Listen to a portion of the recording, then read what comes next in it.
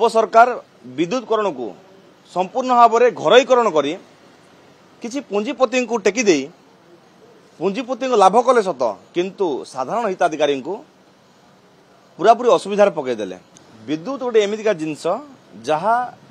धनी टू आरंभ कर गरीब पर्यंत कहवा गले समस्त जनसाधारण को दैनंदिन जीवन में आवश्यक पड़े आउ यहाँ कहवा गले निहाती आवश्यक जिनस गोटे। पूर्व सरकार ए विद्युत ना रे किभली भाव ठकई कर आपण मो विधानसभा प्रश्न आधार आप जानीपारे। पूर्व सरकार विद्युतकरण को संपूर्ण भाव में घरोईकरण करी किसी पुंजीपति को टेकी दे पुंजीपति को लाभ कले सत किंतु साधारण हिताधिकारी को पूरापूरी असुविधार पकईदेले। गोटे साधारण गरीब लोक जे दिन खटिले राति खाए से भाया लोक को मध्य विभिन्न आड़ देखे केतेबेले टाटा पावर आड़ देखले केतेबेले स्मार्ट मीटर आड़ देखले केतेबेले माने ना विभिन्न फाइन कटा गला विद्युत विभाग द्वारा एमती अनेक माने एमती अनेक अव्यवस्था भितर साधारण लोक हंतसंत हेले साधारण लोक तार माने प्रभाव पड़ला। आउ जहाँ मु आज प्रश्न करी टाटा कंपनी आरंभ आज पर्यंत केते फाइन ओडिशार जनसाधारण ठारू लुटिची तो जहाँ उत्तर आसी पाखापाखि 438 कोटी टंका फाइन बाबद को आदाय करिसंती जहाँ किसी पुंजीपति लाभवान होती सरकार लाभवान होती आ साधारण लोक हैरान होती। आज प्रश्नवाची सृष्टि होउची ए सरकार मध्य 300 यूनिट बिजुली देई बोली प्रतिश्रुति देइतले निर्वाचन पूर्व किंतु 300 यूनिट तो बिजुली फ्री देले नहीं ऊपर टू आउरी टाटा कंपनी संपूर्ण भाव में नियम को उल्लंघन करुवा सत्वे मध्य ता ऊपर कौन कार्यानुष्ठान नौ नाहांती। WOERC जो रही तार जो नियम रही से नियम प्रकार टाटा कंपनी माने इलेक्ट्रिक बिल कलेक्शन न करी 36 पैसा माने अधिक टंकार यूनिट पिछा 36 पैसा अधिक यूनिट पिछा कलेक्शन करुछंती जहाँ की संपूर्ण आइल उल्लंघन करा जाउची। आ दिन दीपहरे लोकों को साधारण लोकों को विभिन्न आड़ देखाई बिल कटा जाउची एवं गाँ गली कथा जदि कहबे आज्ञा टाटा कंपनी जदि आज भी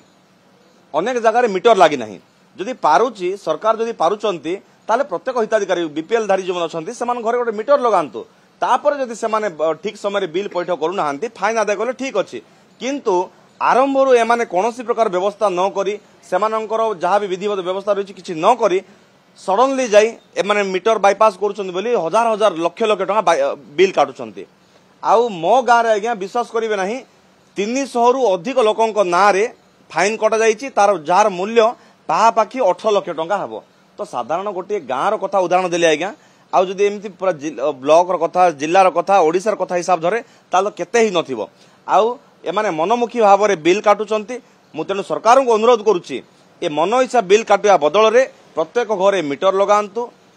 बिना मूल्य मीटर लगातु तापर जदि किए अवहेला कला किंबा नियम उल्लंघन कला ताको फाइन काटले ठीक अच्छे। आउ विशेषकर जो प्रतिश्रुति देइतले 300 यूनिट बिजुली फ्री बोली प्रतिश्रुति देइतले ताको पालन करंतु जहाँ फल ओडिशावासी खुशी रे बंची पारिबे। आउ गोटे विशेष कथा आज्ञा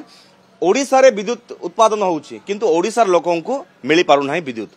आज भी मो निर्वाचन मंडली पाखापाखि 100 रु ऊर्ध्व गाँव में विद्युत संजोग हो पारि नाही किंतु निर्वाचन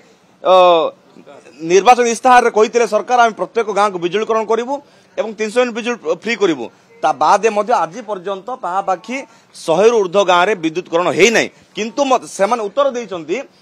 जे प्रत्येक गाँव में विद्युतकरण हो जाइए किसी परिवार पाई नाहांती बोली। आज्ञा एटा संपूर्ण मिथ्या जदि ग्राउंड जीरो रियलिटी कथा कह जाए 100 रु ऊर्ध्व गाँव आज पर्यंत विद्युत पाई पार नाहांती आउ किछि गाँव में सोलार लगे दे कहउचंती इलेक्ट्रिसिटी आमे पहुंचाई देइछु। आज्ञा सोलार आज लगेले काली खराब हो जाउची तार